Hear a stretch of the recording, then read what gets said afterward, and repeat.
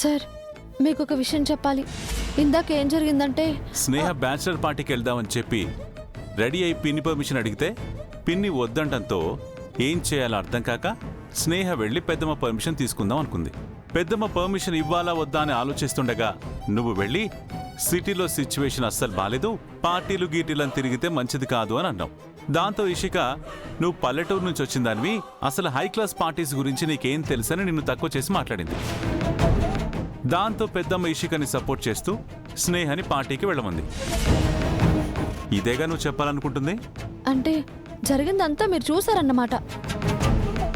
అయితే మీరు వచ్చి నాకు సపోర్టింగ్ చేసి మాట్లాడాలి, స్నేహాన్ని వెళ్ళనివ్వకుండా ఆపాలి కదా. ఏమీ తెలియనట్టు ఇక్కడికొచ్చి తీరిగ్గా పుస్తకం చదువుకుంటున్నారా? హలో, బుద్ధి బుర్రున్నోడెవ్వడు కూడా ఆడవాళ్ల పంచాయతీలో తలదూర్చడు. పైగా పెద్దమ్మ మాట్లాడేటప్పుడు నేను అడ్డుపడ్డాననుకో అది గొడవ అవుతుంది తప్ప అర్థం చేసుకోదు. అలా అని స్నేహాకి మంచి మాటలు చెప్పకుండా వదిలేస్తారా? సిటీలో ఎన్ని దారుణాలు జరుగుతున్నాయో రోజు న్యూస్లో చూస్తున్నాం కదా. గంగా కూల్, నీ బాధ ఆరాటం నాకు అర్థమయ్యాయి. స్నేహ ఇంతకు ముందు కూడా ఇలాగే ఒక పార్టీకెళ్ళి ఇబ్బందుల్లో ఇరుక్కుంది. దాని నుంచి నేనే బయటికి తీసుకొచ్చాను. ఇకపై స్నేహ ఎలాంటి పార్టీకి వెళ్ళినా తన జాగ్రత్తలో తనుంటుంది. You don't worry. బయట పరిస్థితులు బాలేవు, అలానే ఇంట్లోనే కట్టిపడేలేం కదా. తనకి ఫ్రెండ్స్ ఉంటారు, వాళ్ళతో కలిసి కాస్త మెమరీస్ క్రియేట్ చేసుకోవాలనుకుంటుంది కదా. బయట పరిస్థితులు బాలేనప్పుడు కాస్త జాగ్రత్తగా ఉండమని చెప్పడం తప్ప మనం ఏం చేయగలుగుతాం? సరిపోయింది, అన్నీ మీరే చెప్తారు. మీరే జాగ్రత్తగా ఉండాలి అంటారు. ప్రమాదం ఎప్పుడు ఎలా వస్తుందో తనకెలా తెలుస్తుంది? గంగా, స్నేహ జాగ్రత్తగానే ఉంటుంది, నువ్వేం కంగారు పడకు. చెలే, నువ్వు కంగారు పడి బావను కంగారు పెడతావేటి? అసలుగా బావకు బోల్డ్ ట్యాంక్సన్లు ఉన్నాయి, నువ్వు మళ్ళీ కొత్త ట్యాంక్సన్లు ఏటి పెట్టక. ఆ రామనాథం గారి పిఏ గురించి ఎతకాలి.